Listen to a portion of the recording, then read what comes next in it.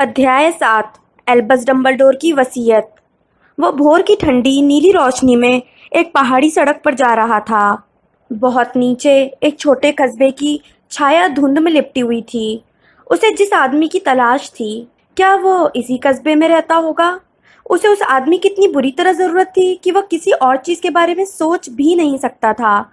उस आदमी के पास उसकी समस्या का जवाब था। ओए, जाग जाओ! हैरी ने अपनी आंखें खोली। वह रॉन के अटारी वाले कमरे में पलंग पर लेटा था। सूरज अभी तक उगा नहीं था और कमरे में अब भी थोड़ा अंधेरा था। पिग्विजियन अपने छोटे पंख के नीचे सिर रखकर सो रहा था। हैरी के माथे का निशान टीस मार रहा था। तुम नींद में कुछ बड़बड़ा रहे थे। अच्छा। हाँ, गैग्रोविच। तुम बार बार गैग्रोविच कह रहे थे। हैरी चश्मा नहीं पहने था, इसलिए उसे रॉन का चेहरा थोड़ा धुंधला नजर आ रहा था। गैग्रोविच कौन है? मुझे क्या पता, उसका नाम तो तुम ले रहे थे। हैरी ने अपना सिर मला और सोचने लगा। उसे हल्का सा ध्यान आया कि उसने यह नाम पहले कहीं सुना था, लेकिन वह यह नहीं सोच पाया कि कहाँ। मुझे लगता है वोल्डेमॉर्ट उसकी तलाश कर रहा है। बेचारा, रॉन ने भावुक होकर कहा। हैरी उठकर बैठ गया। वह अभी भी अपने निशान को मल रहा था, लेकिन अब पूरी तरह जाग चुका था। उसने ठीक ठीक याद करने की कोशिश की कि उसने सपने में क्या देखा था, लेकिन उसे बस पहाड़ के ऊपर के आसमान और काफी नीचे घाटी में बसे छोटे गांव की आकृति ही याद आई। मुझे लगता है वो विदेश में है। कौन? गैग्रोविच? नहीं, वोल्डेमॉर्ट। मुझे लगता है वो किसी दूसरे देश में गैग्रोविच की तलाश कर रहा है। वो ब्रिटेन जैसी जगह नहीं लग रही थी। तुम दोबारा उसके दिमाग में देख रहे थे? रॉन चिंतित दिख रहा था। हैरी बोला, मेहरबानी करके हरमाइनी को मत बताना। वैसे वह यह उम्मीद कैसे कर सकती है कि नींद में मैं ये चीजें ना देखूं? उसने पिग्विजियन के पिंजरे को निहारा और सोचने लगा। गैग्रोविच नाम इतना जाना पहचाना क्यों लग रहा था? मुझे लगता है, उसने धीरे से कहा, उसका क्विडिच से कोई संबंध है। कोई ना कोई संबंध है, लेकिन मुझे याद क्यों नहीं आ रहा कि यह क्या है। क्विडिच? रॉन ने कहा। कहीं तुम गोग्रोविच के बारे में तो नहीं सोच रहे हो? कौन? ड्रेगोमियर गोग्रोविच, धावक, जिसे 2 साल पहले रिकॉर्ड फीस में चडले कैनन्स में लिया गया था। किसी सीजन में सबसे ज्यादा तूफान गेंद गिराने का रिकॉर्ड उसी के नाम है। नहीं, हैरी ने कहा, मैं निश्चित रूप से गोग्रोविच के बारे में नहीं सोच रहा था।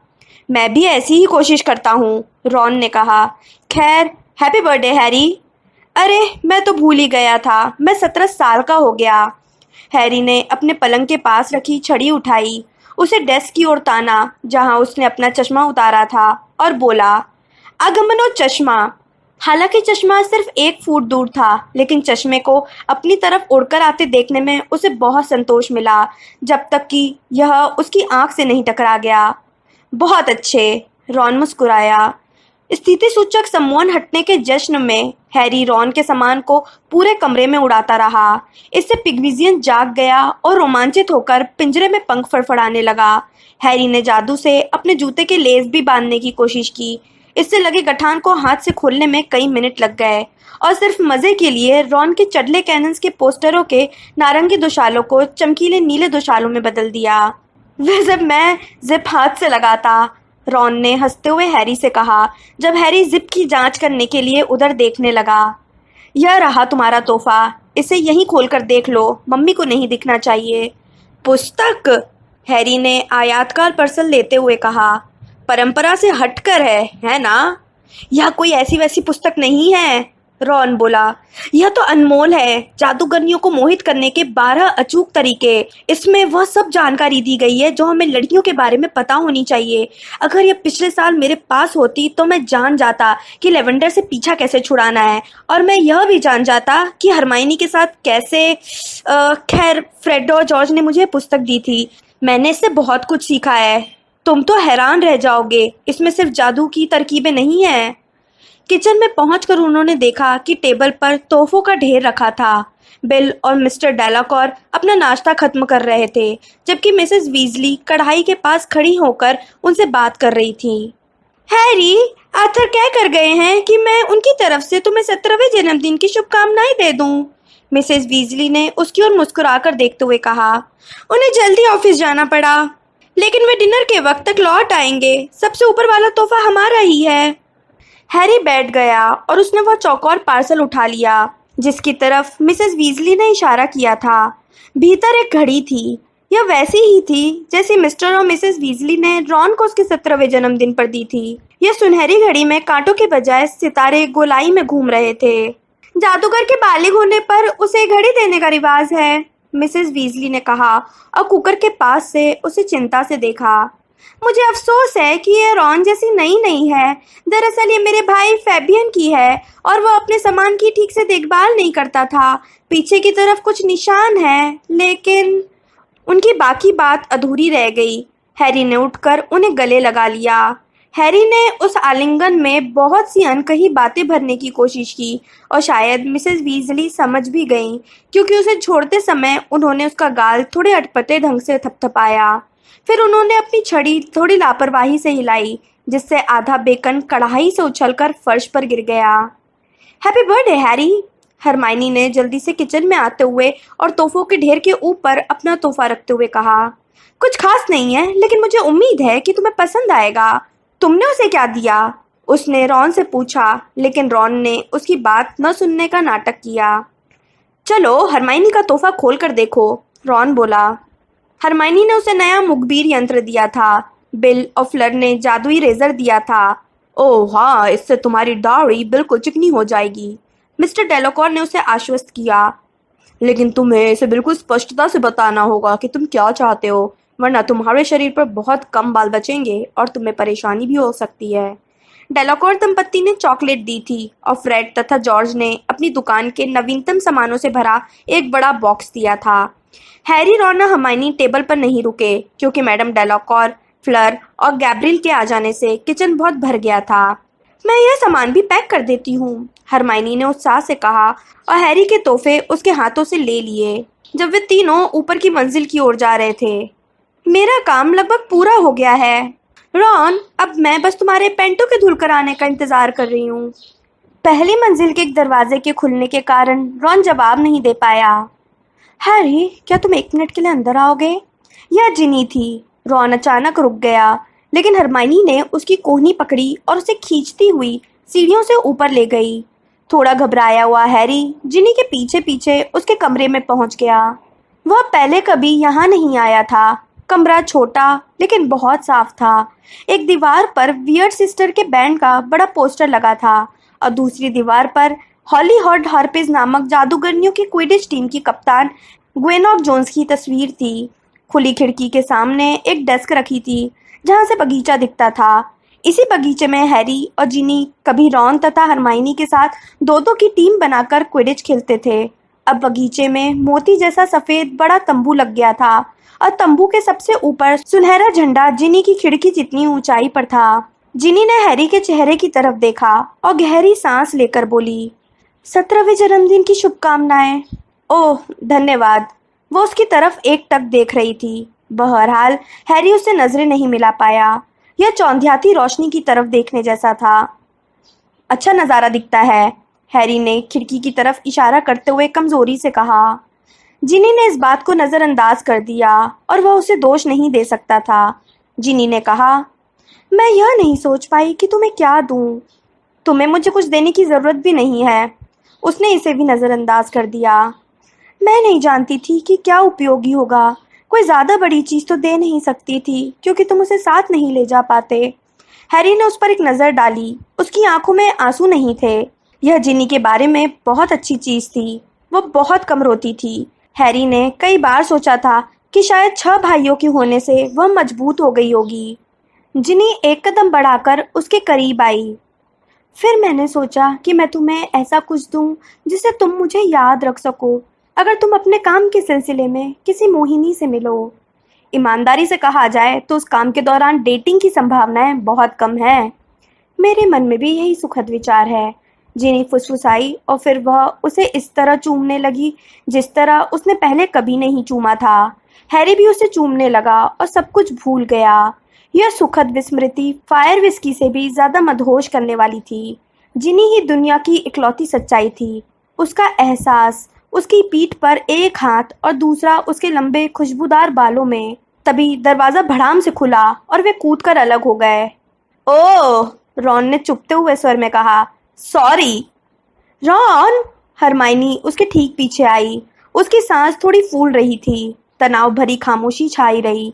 फिर जिनी ने सपाट धीमी आवाज में कहा, अच्छा तो हैप्पी बर्थडे हैरी।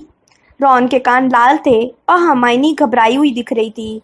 हैरी उन्हें बाहर निकालकर दरवाजा धड़ाम से बंद करना चाहता था, लेकिन ऐसा महसूस हुआ जैसे दरवाजा खुलते ही ठंडी हवा का झोंका कमरे में दाखिल हो गया था और उसकी खुशी का गुब्बारा साबुन के बुलबुले की तरह फूट गया था।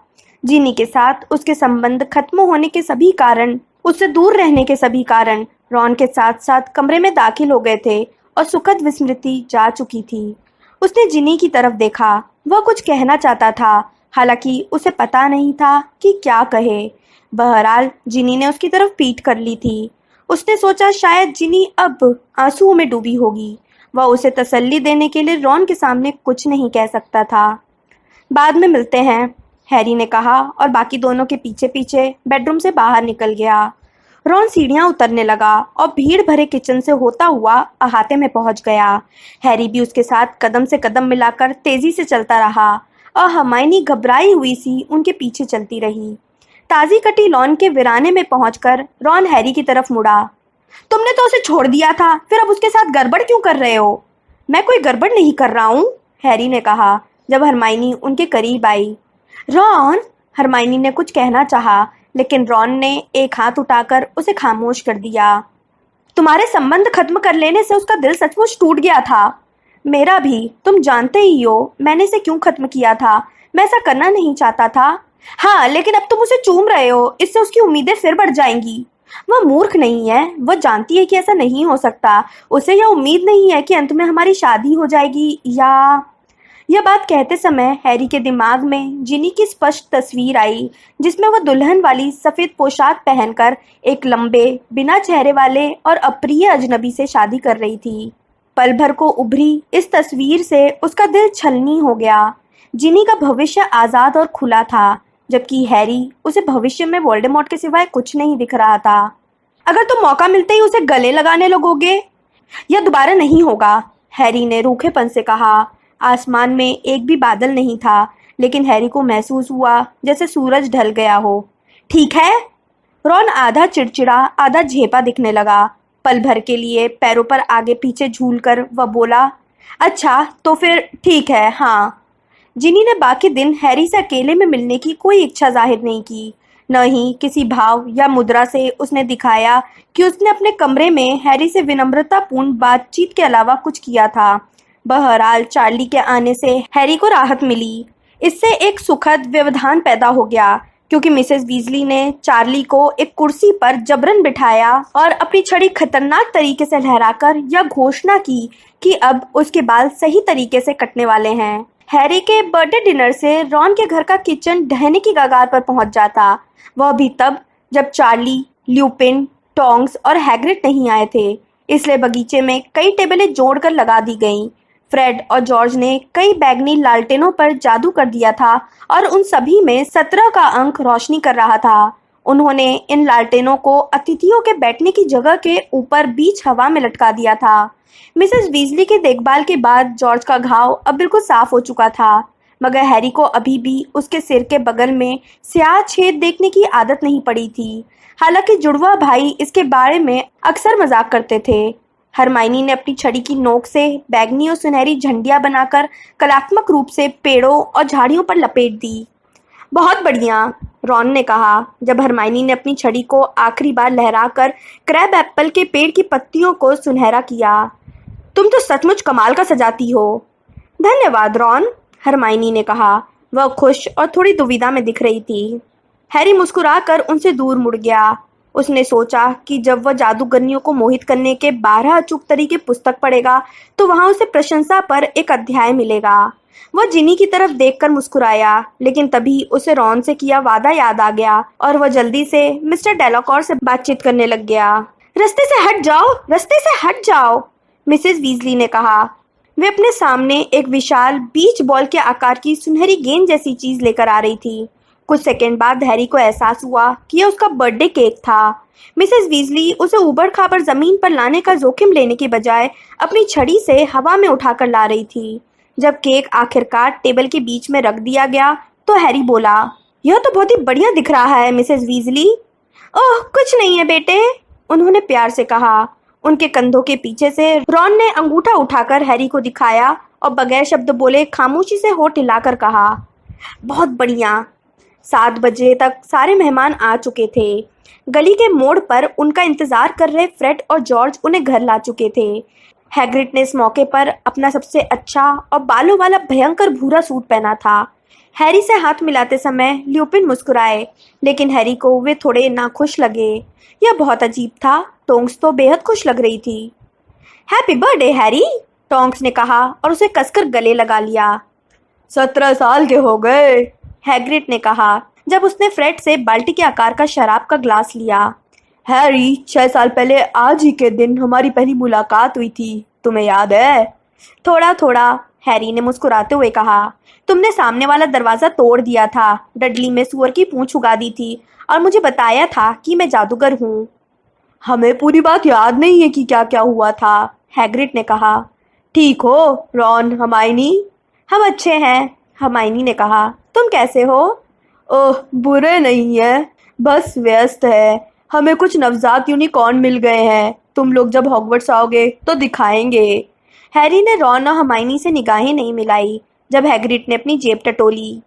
यह लो हैरी, हम सोच नहीं पाए कि तुम्हें क्या दें, लेकिन फिर हमें यह याद आ गया। उसने एक छोटा फर जैसा पाउच निकाला जिसमें एक लंबा धागा था। यह गले में लटकाने के लिए था।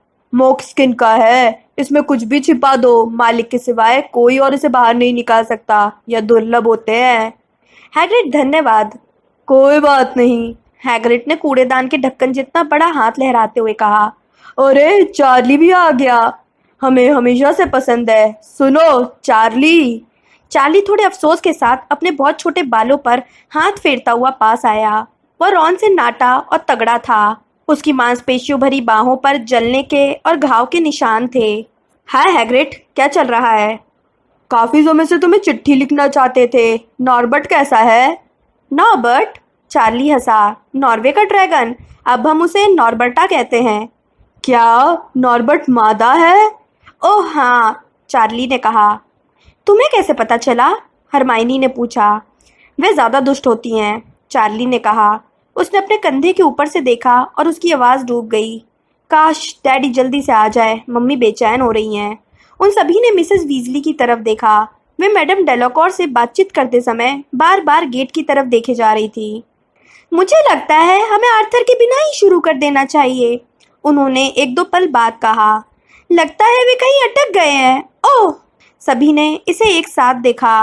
रोशनी की एक लपट जो अहाते के पार उड़ती हुई आई और टेबल पर टकराई, जहां यह चांदी जैसे चमकीले रंग के नेवले में बदल गई, जो अपने पिछले पैरों पर खड़ा होकर मिस्टर वीजली की आवाज़ में बोलने लगा। मेरे साथ जादू मंत्री भी आ रहे हैं। पितृदेव हवा में गायब हो गया। फ्लर का परिवार आश्चर्य में उस जगह को ताकता रहा जहां यह गायब हुआ था। हमें यहाँ नहीं रहना चाहिए, ल्यूपिन ने तत्काल कहा। हैरी, मुझे अफसोस है, कारण बाद में बताऊंगा। उन्होंने टोंक्स की कलाई पकड़ी, उसे खींच कर ले गए। वे फेंस तक पहुंचे, उसे लांग कर पार किया और ओझल हो गए। मिसेस वीजली हक्की बक्की दिखने लगी। मंत्री जी, लेकिन क्यों? मैं समझ नहीं पाई। लेकिन इस बारे में बातचीत करने का वक्त नहीं मिला। 1 सेकंड बाद मिस्टर वीजली हवा में से प्रकट होकर गेट पर आ गए थे। उनके साथ रूफस स्क्रीमग्योर थे, जो खिचड़ी बालों वाली अयाल से फौरन पहचान में आ गए। दोनों आगे वाले अहाते के पार निकलकर बगीचे और लालटेनों से रोशन टेबल की तरफ आए, जहां बैठा हर व्यक्ति खामोश होकर उन्हें आते हुए देख रहा था।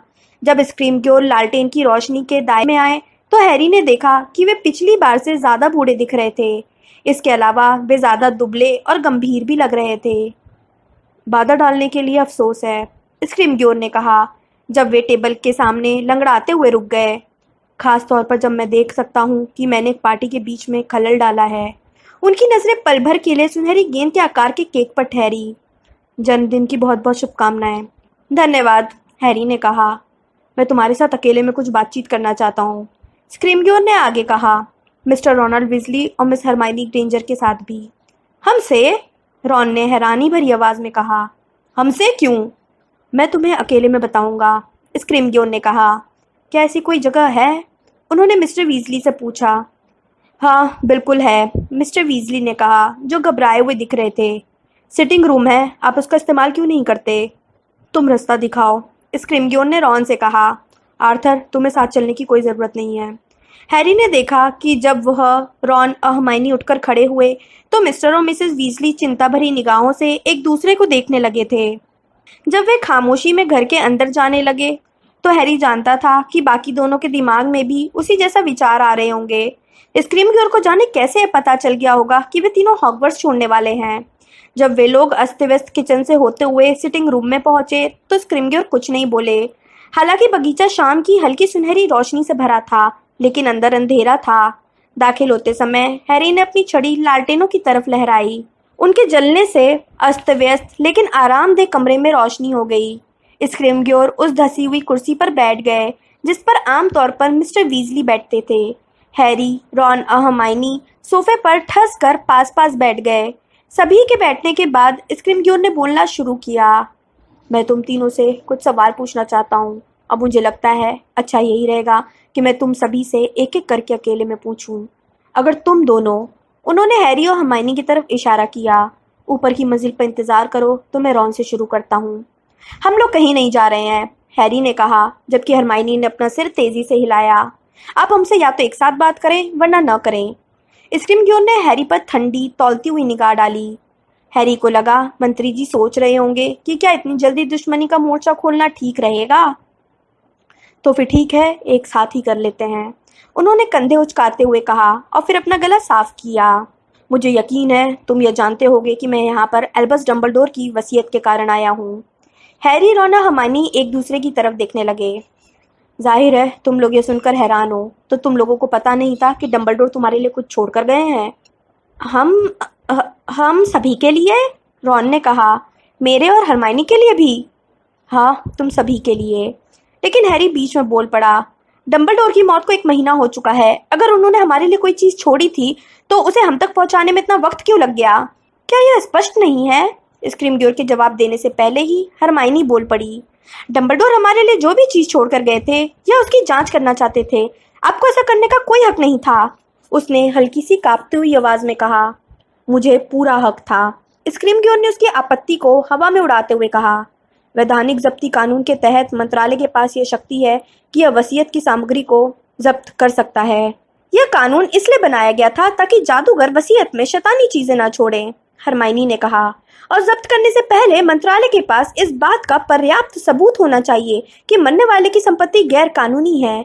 क्या आपको यह लगा था कि डम्बलडोर किसी शापित चीज को हम तक पहुंचाने की कोशिश कर रहे थे?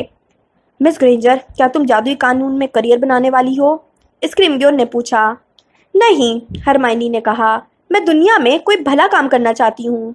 रॉन हंस दिया। स्क्रिमग्योर की आंखें उसकी तरफ पहुंच गई और एक बार फिर छिटक गईं जब हैरी बोला, तो अब आपने हमें हमारी चीजें देने का फैसला क्यों कर लिया? उन्हें रखने का कोई और बहाना नहीं सोच पाए?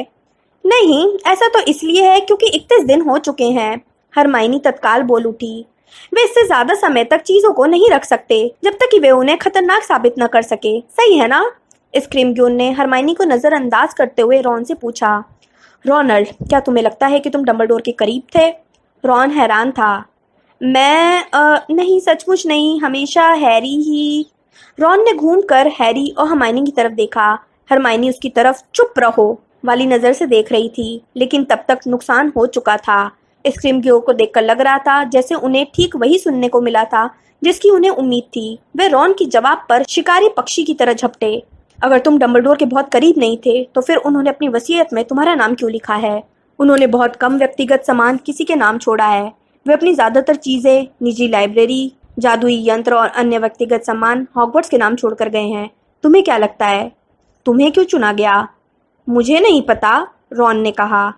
जब मैं कहता हूँ कि हम करीब नहीं थे, मेरा मतलब है मुझे लगता है कि वे मुझे पसंद करते थे। इतना शर्मा क्यों रहे हो रॉन? हरमाइनी बोली। डम्बलडोर तुम्हें बहुत पसंद करते थे। यह सच्चाई से बहुत दूर था। जहाँ तक हैरी जानता था, रॉन और डम्बलडोर कभी अकेले में नहीं मिले थे। तथा उनके बीच सीधा संपर्क तो न के बराबर था। बहरहाल ऐसा लग रहा था जैसे स्क्रिमग्योर सुन ही नहीं रहे थे। उन्होंने अपना हाथ चोगे के भीतर डालकर धागे वाला पर्स निकाला। यह उस पर्स से थोड़ा ज्यादा बड़ा था जो हैग्रिड ने हैरी को दिया था। उसमें से उन्होंने एक चंपत्र निकाला, उसे सीधा किया और जोर से पढ़ने लगे। एल्बस पर्सिवल वुल्फ्रिड ब्रायन डंबलडोर की अंतिम वसीयत। हाँ, यह रहा। रोनाल्ड बिलियस वीजली के नाम मैं अपना पत्तीबंद यंत्र छोड़कर जा रहा हूँ, इस उम्मीद में कि इसका इस्तेमाल करते समय वह मुझे याद करेगा। स्क्रिमग्योर ने अपने पाउच में से एक चीज निकाली जिसे हैरी पहले भी देख चुका था। यह चांदी के सिगरेट लाइटर जैसी दिख रही थी, लेकिन वह जानता था इसमें एक क्लिक से किसी भी जगह की सारी रोशनी चूसने और वापस लौटाने की शक्ति थी। स्क्रिमग्योर आगे झुके और रॉन को बत्तीबंद यंत्र दे दिया, जिसने इसे लिया और अपनी उंगलियों में घुमाने लगा। वह स्तब्ध दिख रहा था। यह मूल्यवान है, स्क्रिमग्योर ने रॉन को देखते हुए कहा। शायद अनूठा भी। निश्चित रूप से इसे डंबलडोर ने खुद बनाया है। उन्होंने इतनी दुर्लभ चीज तुम्हारे नाम क्यों छोड़ी? रॉन ने अपना सिर हिलाया। वह चकराया हुआ दिख रहा था। डंबलडोर ने हजारों विद्यार्थियों को पढ़ाया होगा, स्क्रिमग्योर ने आगे कहा, लेकिन उन्होंने अपनी वसीयत में सिर्फ तुम तीनों की ही नाम चीजें छोड़ी हैं। ऐसा क्यों है? उन्होंने क्या सोचा होगा कि तुम उनके बत्तीबंद यंत्र से क्या करोगे मिस्टर वीजली? मुझे लगता है बत्तियां बुझाऊंगा, रॉन बुदबुदाया। इसके अलावा इससे मैं कर भी क्या सकता हूँ? जाहिर है स्क्रिमग्योर के पास इस बारे में कोई सुझाव नहीं था। रॉन को एक दो पल तक घूमने के बाद वे दोबारा डंबलडोर की वसीयत की ओर मुड़े। मिस हरमाइनी जीन ग्रेंजर के लिए मैं अपनी बीडल की कहानियां पुस्तक इस आशा में छोड़ रहा हूँ कि उसे यह मनोरंजक और शिक्षाप्रद लगेंगी। स्क्रिमग्योर ने अपने पाउच में से एक छोटी पुस्तक निकाली जो ऊपर की मंजिल पर रखी सबसे शैतानी जादू के रहस्य जितनी पुरानी दिख रही थी। इसकी जिल्द दागदार थी और कई जगहों से उखड़ रही थी। हरमाइनी ने बिना कुछ कहे इसे स्क्रिमग्योर से ले लिया। पुस्तक को अपनी गोद में रखकर वह उसे देखने लगी। हैरी ने देखा कि पुस्तक का शीर्षक पुरातन लिपि में लिखा था। उसने कभी इसे पढ़ना नहीं सीखा था। उसके देखते ही देखते उभरे हुए शब्दों पर एक आंसू टपक गया। मिस ग्रेंजर, तुम्हें क्या लगता है यह पुस्तक डंबलडोर ने तुम्हारे लिए क्यों छोड़ी है? स्क्रिमग्योर ने पूछा। वे जानते थे कि मुझे पुस्तकें पसंद हैं, हरमाइनी ने भारी आवाज में कहा और आस्तीन से अपनी आंखें पोंछी। लेकिन यही पुस्तक क्यों? मुझे नहीं मालूम। उन्हें लगा होगा कि यह मुझे अच्छी लगेगी। क्या तुम्हारी कभी डंबलडोर से गुप्त संकेतों या गुप्त संदेश पहुंचाने के तरीकों के बारे में बात हुई थी? नहीं, कभी नहीं, हरमाइनी ने कहा, जब भी आस्तीन से अपनी आंखें पोंछ रही थी। और अगर मंत्रालय 31 दिन में इस पुस्तक में गुप्त संकेत नहीं खोज पाया है तो मुझे नहीं लगता कि मैं भी खोज पाऊंगी। उसने अपनी सुबकी रोकी। वे इतने सटकर बैठे थे कि रॉन को अपनी बाह निकालकर हरमाइनी के कंधे पर रखने में मुश्किल आई। स्क्रिमग्योर फिर से वसीयत पढ़ने लगे। हैरी जेम्स पॉटर के नाम, उन्होंने पढ़ा और हैरी का पेट अचानक रोमांच में सिकुड़ गया। मैं वह सुनहरी गेंद छोड़ जाता हूँ जो उसने हॉगवर्ट्स में अपने पहले क्विडिच मैच में पकड़ी थी, लगन और योग्यता के पुरस्कार की याद के रूप में। स्क्रिमग्योर ने अखरोट के आकार की छोटी सी सुनहरी गेंद निकाली। उसके चांदी जैसे पंख थोड़े कमजोर अंदाज में फड़फड़ाए और हैरी को निराशा का एहसास हुआ। डंबलडोर ने तुम्हारे लिए यह सुनहरी गेंद क्यों छोड़ी है? स्क्रिमग्योर ने पूछा। पता नहीं, हैरी ने कहा। मुझे लगता है उन्हीं कारणों से छोड़ी है जो आपने अभी पढ़े हैं। मुझे यह याद दिलाने के लिए कि आप क्या पा सकते हैं अगर आप में लगन या और वह चाहे जो हो। तो तुम्हें लगता है कि यह सिर्फ प्रतीकात्मक उपहार है? मुझे ऐसा ही लगता है, हैरी ने कहा। और क्या हो सकता है? सवाल मैं पूछ रहा हूँ, स्क्रिमग्योर ने कहा और अपनी कुर्सी सोफे के थोड़े करीब खिसका ली। बाहर अब अंधेरा छाने लगा था। खिड़कियों के पार वाला सफेद तंबू हेज के ऊपर बुता नजर आ रहा था। तुम्हारा बर्थडे केक सुनहरी गेंद के आकार का है, स्क्रिमग्योर ने हैरी से पूछा। ऐसा क्यों है? हरमाइनी अपमानजनक अंदाज में हंस पड़ी। ओह, यह इस कारण से तो हो ही नहीं सकता क्योंकि हैरी क्विडिच का बहुत अच्छा खोजी है। यह बहुत ज्यादा स्पष्ट है, उसने कहा। आइसिंग में जरूर डंबलडोर का कोई गोपनीय संदेश छिपा होगा। मुझे नहीं लगता कि केक की आइसिंग में कोई चीज छिपी है, स्क्रिमग्योर ने कहा। लेकिन सुनहरी गेंद किसी छोटी चीज को छिपाने के लिए बहुत अच्छी जगह हो सकती है। मुझे यकीन है कि तुम्हें इसका कारण मालूम होगा। हैरी ने कंधे उचका दिए। बहरहाल जवाब हरमाइनी ने दिया। हैरी को लगा कि सही जवाब देना उसकी इतनी गहरी और प्रबल आदत बन चुकी थी कि वह इस इच्छा को रोक नहीं सकती थी। क्योंकि सुनहरी गेंद में मांस की याद होती है, वह बोली। क्या? हैरी और रॉन ने एक साथ कहा। दोनों को लगता था कि हरमाइनी को क्विडिच का जरा भी ज्ञान नहीं है। सही कहा, स्क्रिमग्योर ने कहा। सुनहरी गेंद को मैच में छोड़े जाने के पहले हाथ से कोई छूता नहीं है, बनाने वाला भी नहीं, क्योंकि वह इसे ग्लव्स पहनकर बनाता है। इस पर एक सम्मोहन होता है जिससे यह इसे छूने वाले पहली व्यक्ति को पहचान सकती है ताकि विवाद न हो सके। उन्होंने छोटी सी सुनहरी गेंद को ऊपर उठाया। इस सुनहरी गेंद को तुम्हारा स्पर्श याद होगा पॉटर। मुझे लगता है कि डंबलडोर में बाकी चाहे जितने दोष हो, लेकिन वे बहुत योग्य जादूगर थे, इसलिए उन्होंने इस गेंद पर ऐसा सम्मोहन कर दिया होगा ताकि यह सिर्फ तुम्हारे लिए ही खुले। हैरी का दिल अब बहुत तेजी से धड़क रहा था। उसे यकीन था कि स्क्रिमग्योर सही कह रहे थे। वह उनसे सुनहरी गेंद अपने हाथ में लेने से कैसे बच सकता था। तुमने कुछ कहा नहीं, स्क्रिमग्योर ने कहा। शायद तुम पहले से ही जानते हो कि सुनहरी गेंद के भीतर क्या है। नहीं, हैरी ने कहा। वह भी सोच रहा था कि वह सुनहरी गेंद को छुए बिना उसे लेने का नाटक कैसे कर सकता है। अगर वो गुप्त विद्या जानता तो हरमाइनी के मन की बात पढ़कर जान सकता था कि उसके दिमाग में क्या विचार आ रहा था। इसे ले लो, स्क्रिमग्योर ने धीरे से कहा। हैरी ने मंत्री जी की पीली आंखों में देखा। वह जानता था कि उसके पास उनकी बात मानने के अलावा कोई चारा नहीं था। उसने अपना हाथ बढ़ाया।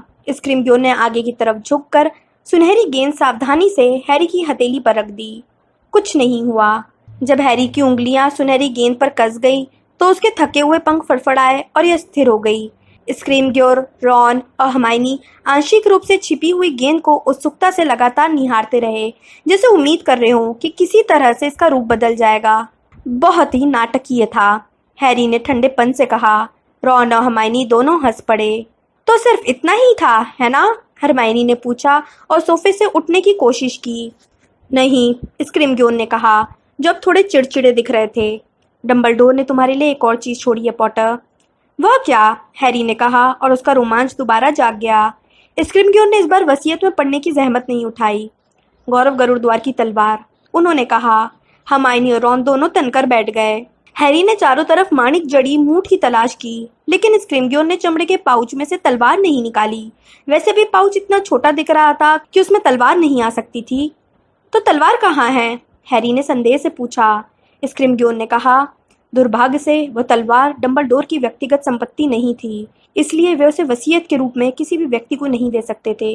गौरव गरुड़द्वार की तलवार एक महत्वपूर्ण ऐतिहासिक वस्तु है और वह हैरी की है, हरमाइनी ने गुस्से से कहा।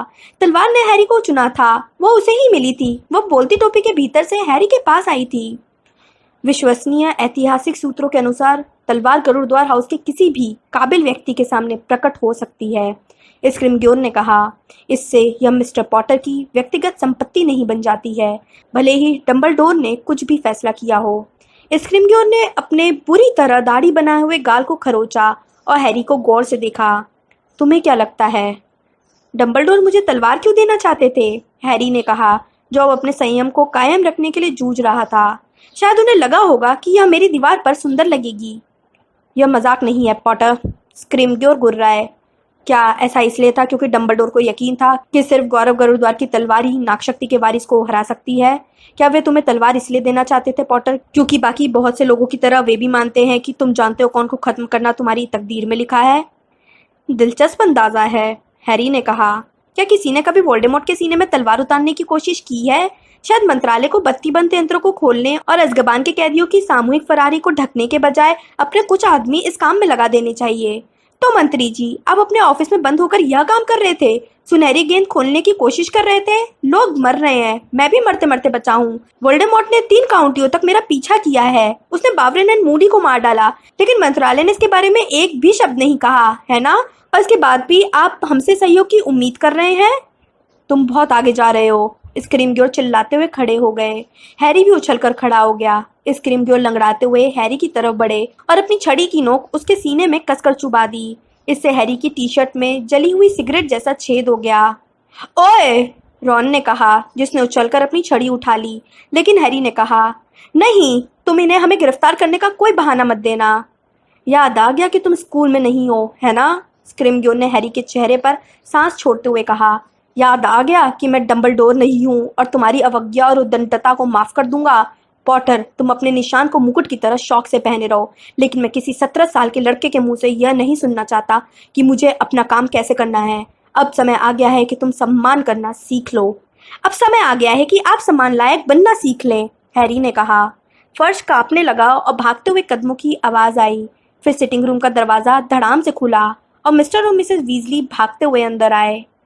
हमें हमें लगा कि हमने, मिस्टर वीजली ने कहना शुरू किया, जो हैरी और मंत्री जी को लगभग नाक से नाक सटाए देखकर दहशत में आ गए थे।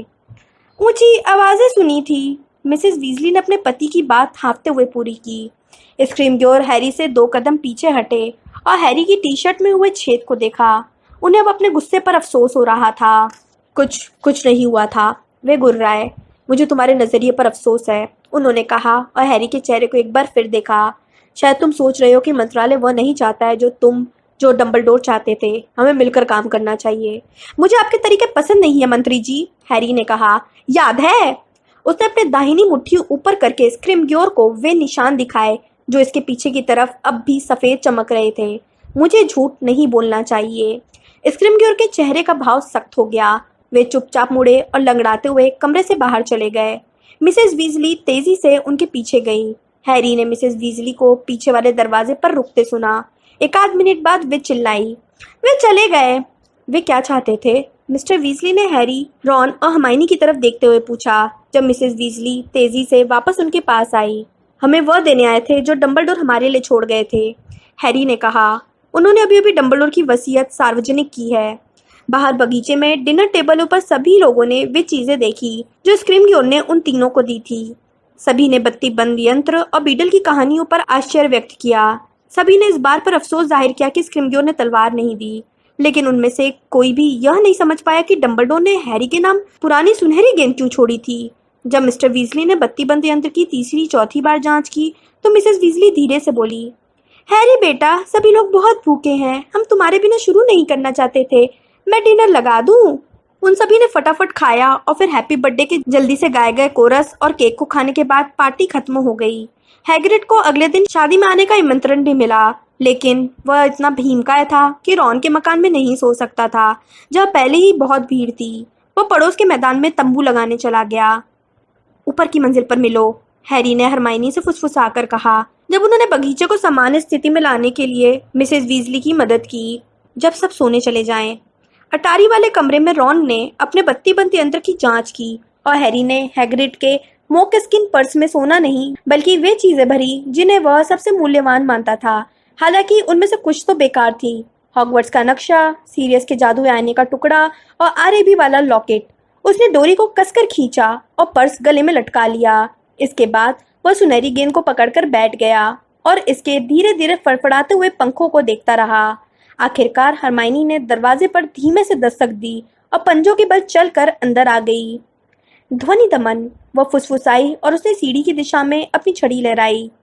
तुम्हें तो यह मंत्र पसंद नहीं था, रॉन ने कहा। समय के साथ पसंद भी बदल जाती है, हरमाइनी ने कहा। अब हमें अपना बत्ती बंद यंत्र दिखाओ। रॉन ने तत्काल उसका इस्तेमाल कर दिया। उसे सामने करके उसने क्लिक किया। उन्होंने जो इकलौता लैंप जला रखा था वह तत्काल बुझ गया। बात यह है, हरमाइनी अंधेरे में बोली, कि हम पेरू के तत्काल अंधकार चूर्ण से भी यह काम कर सकते थे।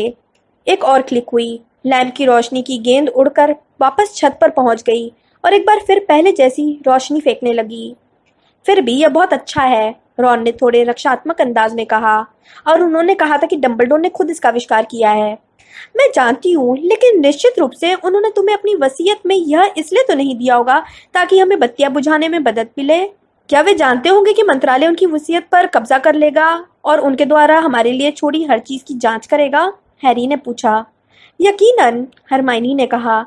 वे हमें वसीयत में नहीं बता सकते थे कि वे हमारे लिए चीजें क्यों छोड़कर जा रहे हैं, लेकिन इसके बावजूद यह स्पष्ट नहीं होता है कि उन्होंने जिंदा रहते समय हमें इनके बारे में कुछ क्यों नहीं बताया, रॉन ने कहा।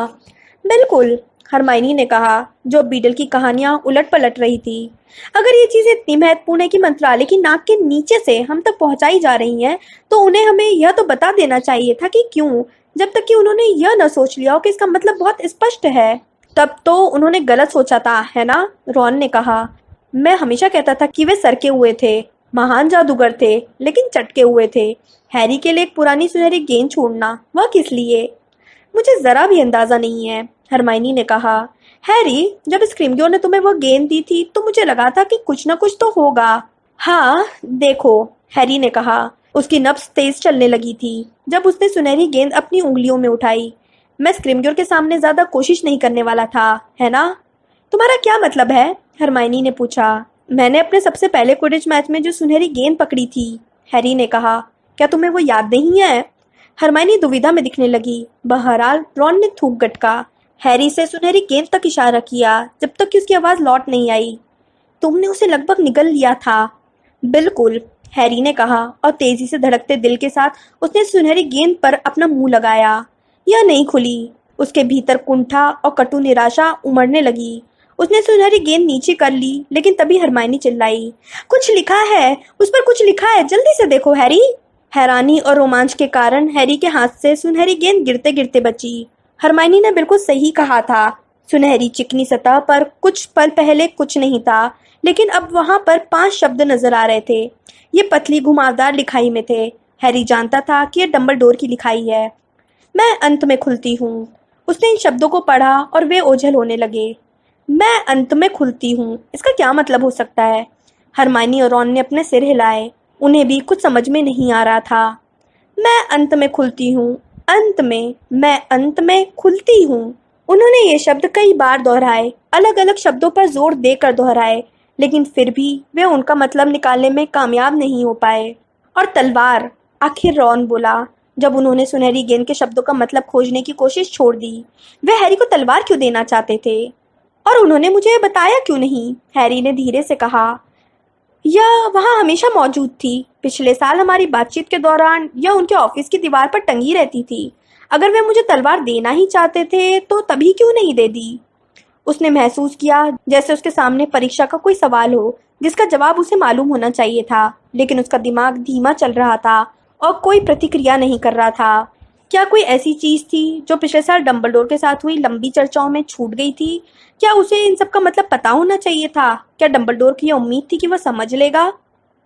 और जहां तक इस पुस्तक, हरमाइनी ने कहा, बीडल की कहानियां का सवाल है, मैंने इसके बारे में पहले कभी नहीं सुना। तुमने बीडल की कहानी के बारे में नहीं सुना? रॉन ने अविश्वास के साथ पूछा। तुम मजाक कर रही हो, है ना? मैं मजाक नहीं कर रही हूँ, हरमाइनी ने आश्चर्य के साथ कहा। तो तुम इसके बारे में जानते हो? जाहिर है मैं जानता हूँ। हैरी ने भौहें उठाकर ऊपर देखा। ऐसा पहले कभी नहीं हुआ था कि रॉन ने कोई पुस्तक पढ़ी हो और हरमाइनी ने न पढ़ी हो। बहरहाल रॉन उसकी हैरानी देखकर दुविधा में दिख रहा था। ओह छोड़ो भी, बच्चों की सारी पुरानी कहानियां बीडल की होती हैं, है ना? खुशकिस्मती का फव्वारा, जादूगर और फुदकता मटका, बेबिटी रेबिटी और ठहाका लगाती छड़ी। माफ करना, हरमाइनी ने हंसते हुए कहा। आखिरी वाली कौन सी थी? छोड़ो भी, रॉन ने कहा, जो विश्वास से हैरी और हरमाइनी को देख रहा था। तुमने बेबिटी रेबिटी के बारे में तो जरूर सुना होगा। रॉन, तुम अच्छी तरह से जानते हो कि हैरी और मुझे मगलुओं ने पाला है, हरमाइनी ने कहा। बचपन में हमने इस तरह की कहानियां नहीं सुनी है। हमने तो स्नो वाइट और 7 बौने तथा सिंड्रेला पढ़ी है। सिंड्रेला? सिंड्रेला क्या है? कोई बीमारी है? रॉन ने पूछा। तो ये बच्चों की कहानियां हैं? हरमाइनी ने पुरातन लिपियों के शीर्षक पर झुकते हुए पूछा। हाँ, रॉन ने अनिश्चितता से कहा। मेरा मतलब है, यह तो कहने की बात है कि ये सारी कहानियां बीडल ने लिखी है। मैं नहीं जानता कि वे मूल संस्करण में कैसी होंगी। लेकिन हैरानी की बात है कि डंबलडोर ने ऐसा क्यों सोचा कि मुझे पुस्तक पढ़नी चाहिए?